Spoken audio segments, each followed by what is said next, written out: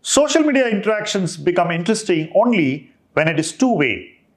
You must get a fair chance to interact with the person you follow or the person whose videos you watch.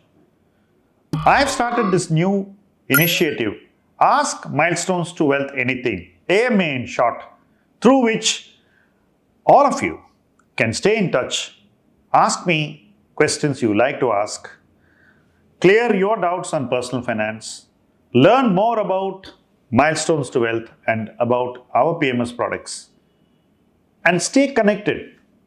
So, this brings us closer. I'm able to be closer to you, to help you in whatever way I can. You feel closer by asking whatever you wish to, and we grow together, helping each other along the way. So fill in this form and stay connected through Ask Milestones to Wealth Anything.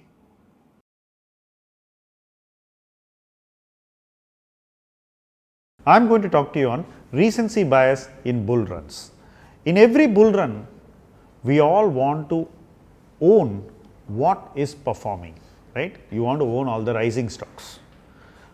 But should you put all your fresh money on the rising stocks? This is a question which people don't ask themselves seriously enough. Why do I say this? You have a portfolio of stocks that are rising. You bought them when they were down, when they were attractively valued. But today, the stocks that are rising may not be attractively valued, right? They may be expensive or they may be super expensive, as many of the popular stocks of today are. But look around, and everywhere people will be recommending these super expensive stocks. This doesn't just apply to stocks. Go into any mutual fund research site and they are advising you to buy super expensive funds that own super expensive stocks.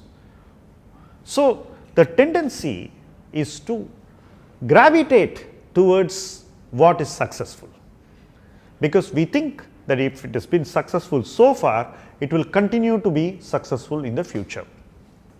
And this is true of every bull run. You look at what happened in 2008 or 18 or 2000, this is exactly what has happened. The institutional imperative works like this. People who institutionally give advice also get swayed by what is popular. It's natural for all of us to succumb to that popularity because it is coming to us from people whom we respect. But is it good for us? That's the question you need to ask, because we are going late to that party. We should have been in that party when the valuations were cheap. At that time, did the institutions who give us this advice offer it to us? That's the question we need to ask ourselves. And the answer would most likely be no, they didn't. So they are coming to us in good times and telling us to buy a product or a stock which is already expensive. So this is the curse of research. Research comes to you with the greatest force at the wrong time, right? And these are very intelligent people. They are not dumb.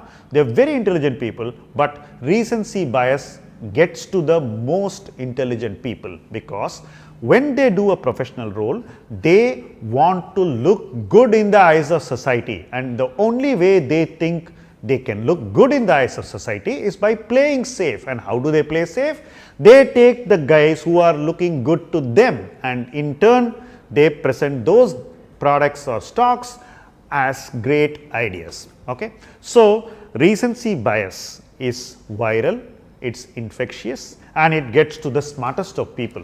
So when you are on the other side, it is your responsibility to protect yourself from this smart advice, because smart advice is trying to play safe with you and it's actually not going to keep you safe. So that onus is entirely on you. So just saying that I read this in this magazine, I read this in this supplement, I read this on this website, or this person came and said this on TV, doesn't lend any credibility.